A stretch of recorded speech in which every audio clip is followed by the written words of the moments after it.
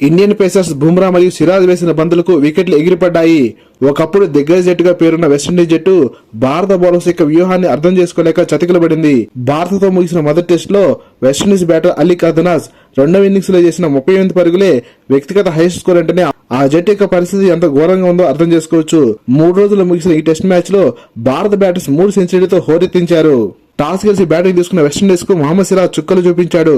ఇక బుమ్రా యార్కర్ దెబ్బకు Windies batters బిత్తరపోయారు. వెస్టిండీస్ బ్యాటర్ గ్రీవ్స్ చేసిన 32 పరుగులే ఆ జట్టు ఫస్ట్ ఇన్నింగ్స్ లో హైయెస్ట్ స్కోర్ గా నమోదైంది.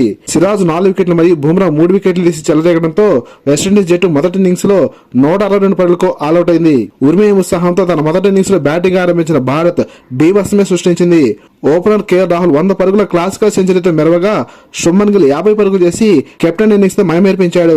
వెస్టిండీస్ బౌలర్స్ కు ఎక్కడ బంతి వేయాలో తెలియక తికమకబడుతున్న వేళ ధ్రువ్ జురేల్ మరియు రవీంద్ర జడేజా సిక్సర్లతో ఆకాశమే హద్దుగా చెలరేగారు.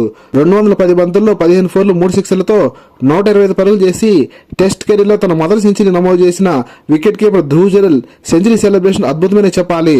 176 బంతుల్లో 6 ఫోర్లు 5 సిక్సర్లతో 104 పరుగులు చేసి అజయ్కి నిలబడ్డ రవీంద్ర జడేజా దెబ్బకు వెస్టిండీస్ స్పిన్నర్లు హడలెత్తిపోయారు. ముచ్చటగా 3 సెంచరీలు నమోదైన వేళ భారత జట్టు తన మొదటి ఇన్నింగ్స్ లో 5 వికెట్ల నష్టానికి 448 పరుగులు చేసి డిక్లేర్ చేసింది. 286 పరుగుల వెనుకంజతో రెండో ఇన్నింగ్స్ ఆరంభించిన వెస్టిండీస్ కు ఈసారి పరిస్థితి మరీ ఘోరంగా తయారైంది. జడేజా 4 వికెట్లు మరియు సిరాజ్ 3 వికెట్లు తీసి విండీస్ ను చుట్టేయడంతో ఆ జట్టు రెండవ ఇన్నింగ్స్ లో 146 పరుగులకు ఆల్అౌట్ అయ్యి ఘోర పరాజయాన్ని చవిచూసింది. ఒక ఇన్నింగ్స్ ప్లస్ 140 పరుగుల తేడాతో భారీ విజయాన్ని అందుకున్న భారత జట్టు 1-0తో ఆధిక్యంలోకి దూసుకుపోయింది.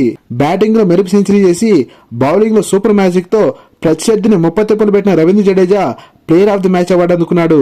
లేటెస్ట్ క్రికెట్ అప్డేట్స్ కోసం వీడియో లైక్ చేసి ఛానల్ సబ్స్క్రైబ్ చేస్తానని ఆశిస్తున్నాం. Thank you for watching.